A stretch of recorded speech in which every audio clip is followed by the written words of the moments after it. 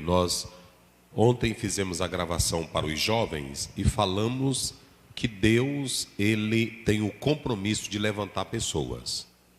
Deus, ele levanta pessoas. Só que as pessoas que Deus levanta não é com aquela ideia de torná-la grande para si, é de torná-los instrumentos na execução da obra de Deus. O Moisés, incomparavelmente, Josué, jamais chegaria pelos nossos olhos, pela nossa ótica, a ser o sucessor de Moisés. Porque Moisés, formado em toda a ciência do Egito, Josué era um escravo, porque ele nasceu já no período em que, do cativeiro lá no Egito. Então, ele não teve as oportunidades que Moisés teve.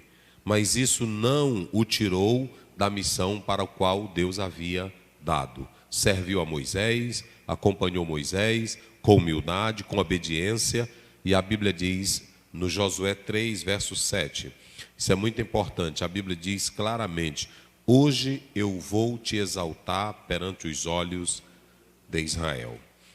Esse exaltar aí é um exaltar que, na verdade, vamos lá. E o Senhor disse a Josué: este dia começarei a engrandecer-te perante os olhos de todo Israel, para que saibam que assim como fui com Moisés, assim também serei contigo. Não havia espírito de grandeza no interior de Josué. Josué não queria ser grande. Se vocês analisarem a história de Davi, você vai ver a mesma coisa. Davi não queria ser grande. Davi servia.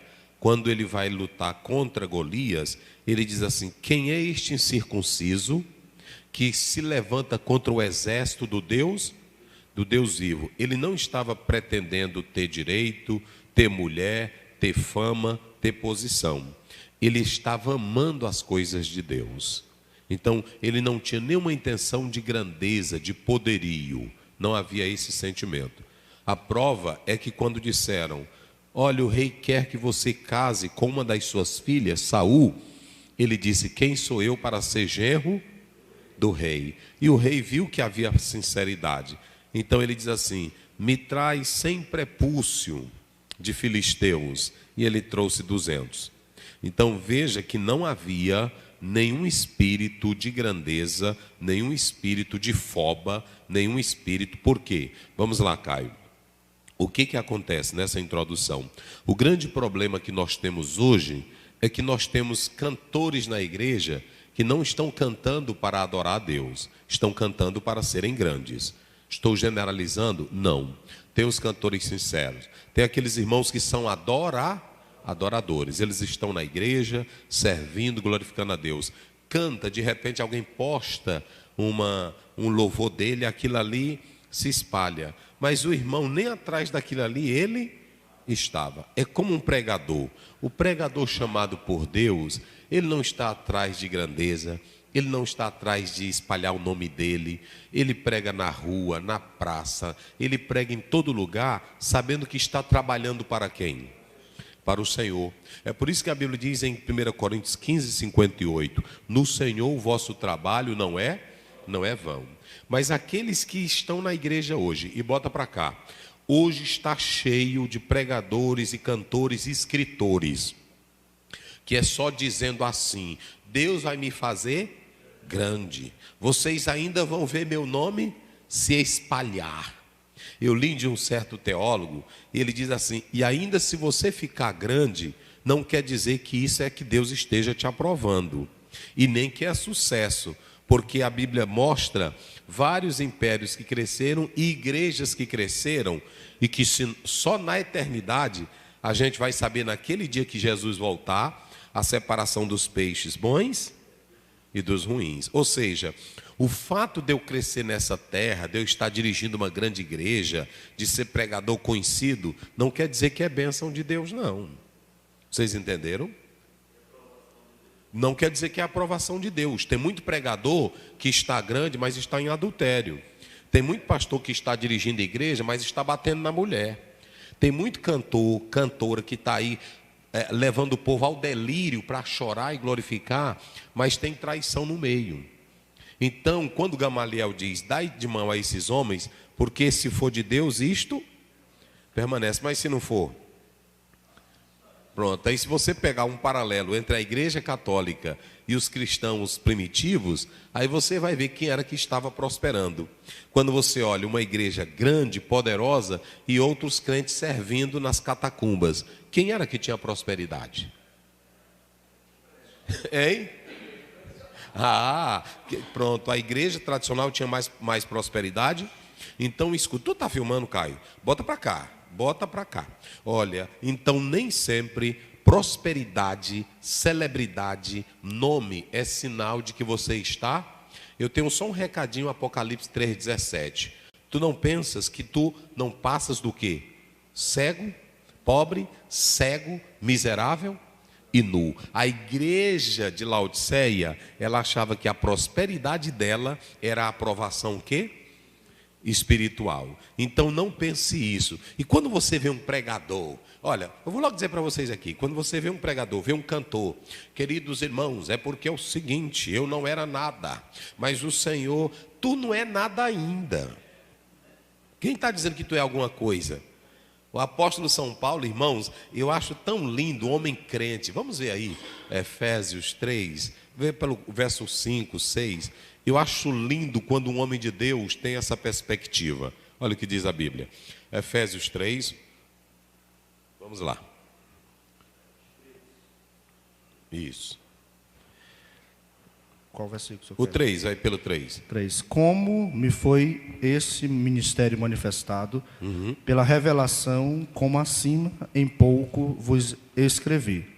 Pelo que quando ledes, podeis perceber a minha compreensão do mistério de Cristo, o qual, noutros séculos, não foi manifestado aos filhos dos homens, como agora tem sido revelado pelo Espírito Santo aos seus santos apóstolos e profetas, a saber que os gentios são co-herdeiros de um mesmo corpo e participantes da promessa em Cristo pelo Evangelho, do qual fui feito ministro, pelo dom da graça de Deus que me foi dado, segundo a operação do seu poder.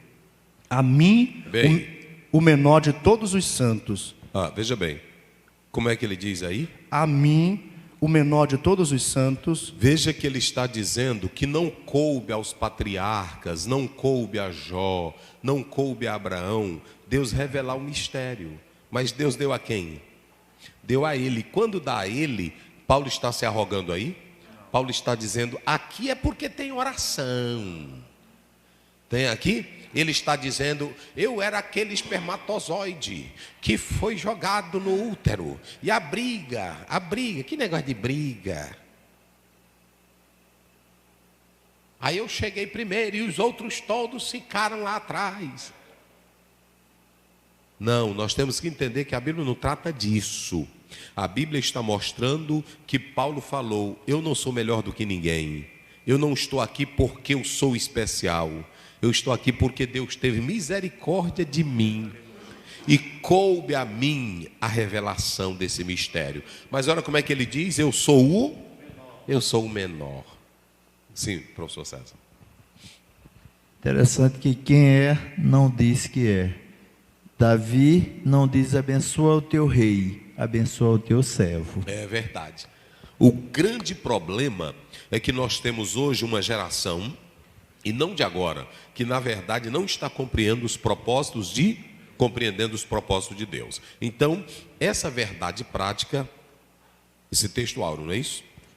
Esse texto áureo, ele está mostrando isso para nós, que nós devemos entender que Deus não aceita, Deus não suporta o soberbo.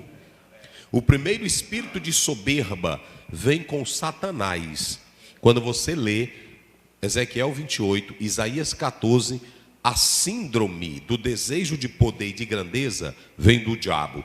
Eu subirei às mais altas, estabelecerei o meu trono. Veja que o pecado desse ser angelical era a soberba. E o que Deus faz com o soberbo? Abate. Ele joga ele aonde? Ele quebra. Então bota para cá, Caio. Tu que acha que é grandão, que é bonitão, Deus vai te dar uma rasteira tão grande, que a tua queda é tão grande, que tu vai comer poeira. Não é assim? Vai comer capim, porque o Nabucodonosor, ele disse assim: o meu poder, a minha Babilônia. Aí Deus disse: é assim, eu vou só botar um espírito de loucura. Eu vou botar um espírito de loucura e tu vai ficar no teu palácio, no jardim do teu palácio, como se fosse um animal. Espírito de soberba. Não ande, pronto, Deus te abençoou na pregação, glória a Deus. Deus te usou no louvor, é dele a honra e a glória. Mas não ande se amostrando. Não ande. É que, na verdade, a pessoa tem que entender que tudo isso não se trata dele, se trata do Senhor. É a graça de Deus sobre ele. É a graça. É o que Paulo dizia. A mim, o menor de todos, ele manifestou a sua graça. É impressionante. Porque tem coisa, pastor Adalberto, que eu posso conseguir com os estudos. Mas vamos analisar. Qualquer um de vocês aqui pode fazer teologia, não pode? O livro que eu leio de teologia, tu também pode? Pode ler. O sermão expositivo que eu prego, também você pode copiar ele e está acessível a todo. A diferença é quando Deus, com a graça dele, te chama e te bota aqui. Essa é a graça de... Por isso que Paulo diz: pela graça de Deus, eu sou o que eu sou o que eu sou. Então escute bem, não procure ser grande. Bota para cá, Caio, bota para cá, olha para cá. Não procure ser grande, não procure ser famoso, não procure ser importante, não procure ter nome, não ande com essas besteiras. Deus vai soprar meu nome. O nome que é soprado é o nome de Jesus sobre todo nome. Teu nome não expulsa demônio, teu nome não expulsa nem grilo. E darei o nome que é sobre todo. Qual é o nome que é sobre todo nome? Sim, fale. Essa questão é muito interessante de ser grande, ser nome, se apresentar.